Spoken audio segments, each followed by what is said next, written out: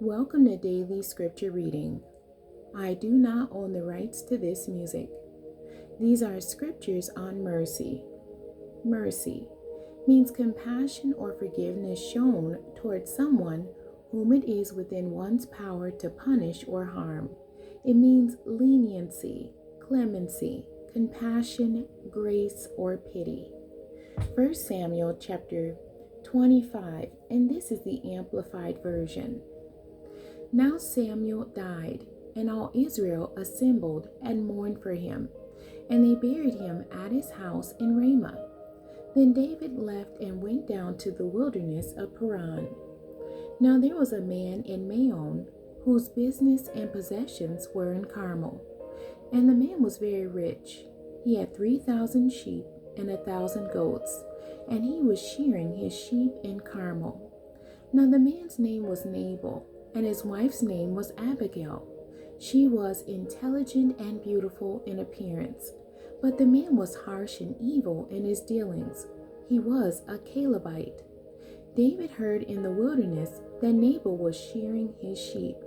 So David sent 10 young men, and David said to the young men, "Go up to Carmel and go to Nabal and greet him in my name. And this is what you shall say: Have a long life. Peace be to you, and peace to your house, and peace to all that you have. Now I have heard that you have shearers. Now your shepherds have been with us, and we have not harmed them, nor were they missing anything all the time they were in Carmel. Ask your young men, and they will tell you. Therefore, let my young men find favor in your sight, and be well treated. For we have come on a good festive day. Please give whatever you find at hand to your servants and to your son David." When David's young men came, they spoke to Nabal according to all these words in the name of David. Then they waited. But Nabal answered David's servants and said, "Who is David, and who is the son of Jesse? There are many servants today, each of whom is breaking away from his master. So should I take my bread and my water and my meat that I have slaughtered for my shearers and give it to men when I do not know where they are from?"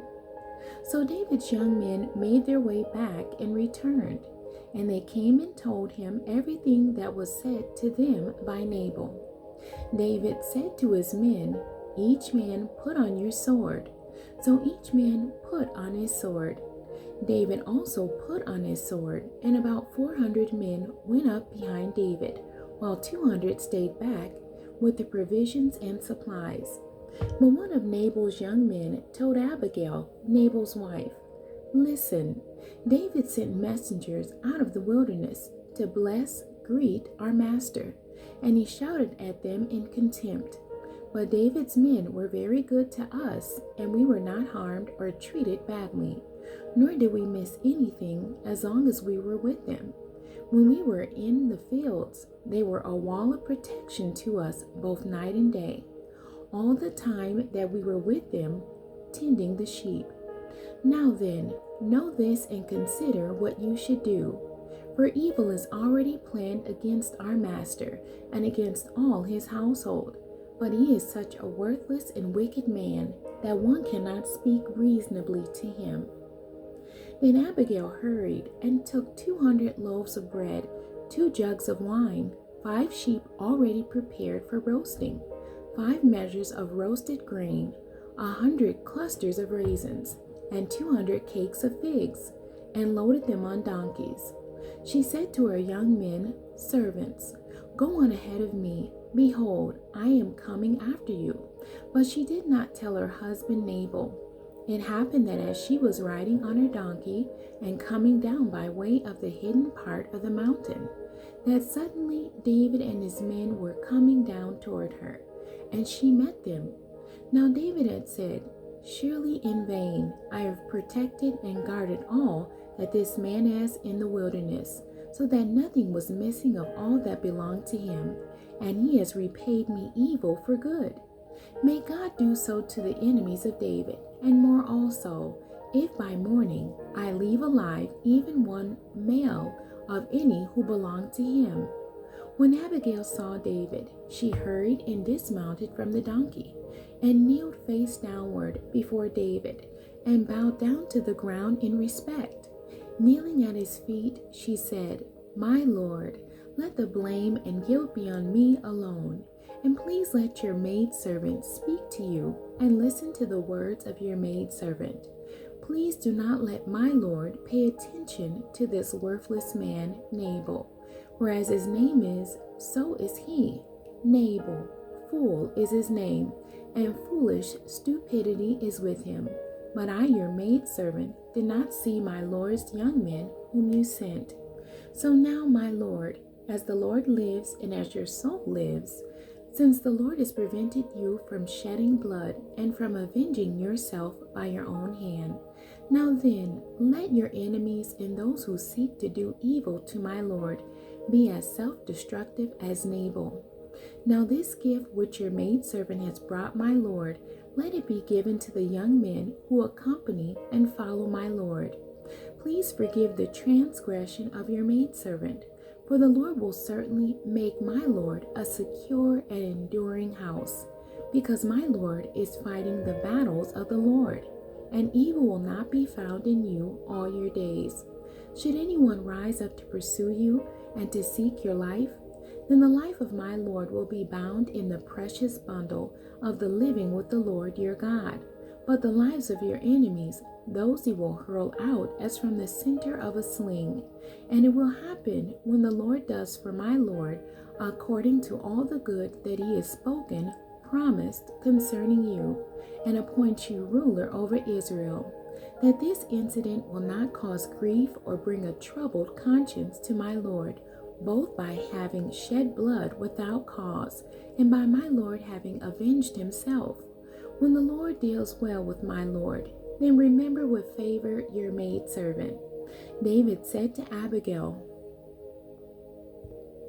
"Blessed be the Lord, the God of Israel, who sent you to meet me this day. And blessed be your discretion and discernment, and blessed be you, who has kept me from bloodshed this day, and from avenging myself by my own hand. Nevertheless, as the Lord the God of Israel lives, who has prevented me from harming you, if you had not come quickly to meet me, most certainly by the morning light, there would not have been left to Nabal so much as one male." So David accepted what she had brought to him and said to her, "Go up to your house in peace. See, I have listened to you and have granted your request." Then Abigail came to Nabal, and he was holding a feast in his house for the shears, like the feast of a king. And Nabal's mood was joyous, because he was very drunk. So she told him nothing at all until the morning light.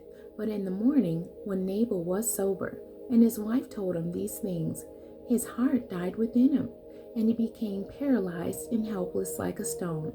About 10 days later, the Lord struck Nabal, and he died.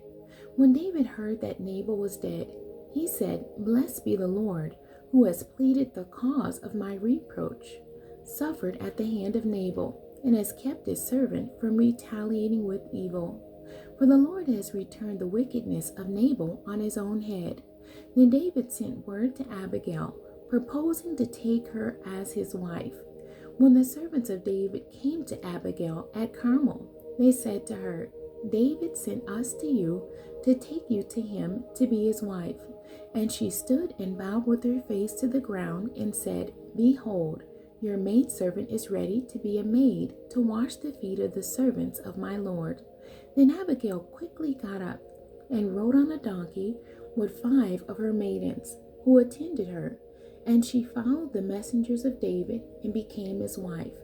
David had also taken Ahinoam of Jezreel, and they both became his wives. But Saul had given Michal, his younger daughter, David's wife, to Palti, the son of Laish, who was from Galem.